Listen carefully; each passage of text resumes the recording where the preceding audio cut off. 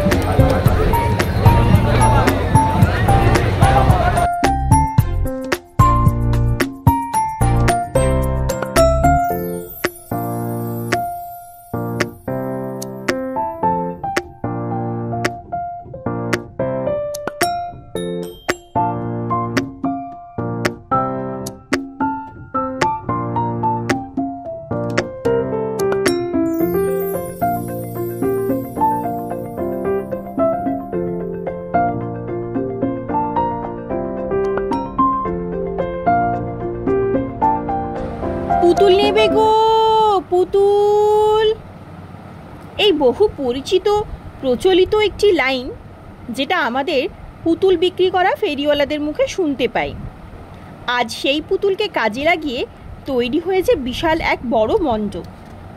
ভাবছেন আমি কোন জায়গার কথা বলছি?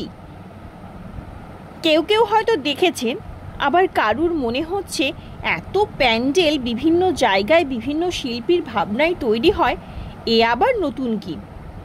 অবশ্য সবার চোখে যে সব প্যান্ডেল সুন্দর হবে এমনটা নয়। আমার মনে হয়েছে হারিয়ে যাওয়া সেই ছোট্টবেলার পুতুল যেন এই প্যান্ডেলে তার ঐতিহ্যকে ফিরিয়ে এনেছে। জায়গাটা হলো পশ্চিম মেদিনীপুর জেলার খড়গপুর শহরের বেনাপুরে। শিল্পীর শৈল্পিক চিন্তাভাবনা সত্যি যেন মনোমুগ্ধকর, কারুকার্য যেন দেখার মতো।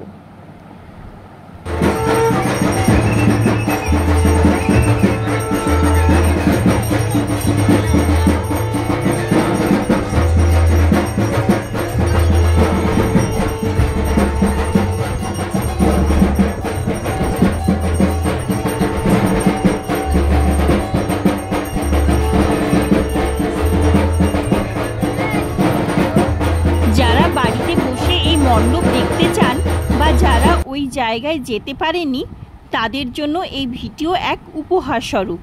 যাই হোক, কেমন লাগলো আপনাদের এই ভিডিও কমেন্ট বক্সে অবশ্যই জানাবেন। শুভ বিজয়া দশমী সবাইকে। সবাই ভালো থাকুন, সুস্থ থাকুন, আনন্দে থাকুন। ধন্যবাদ।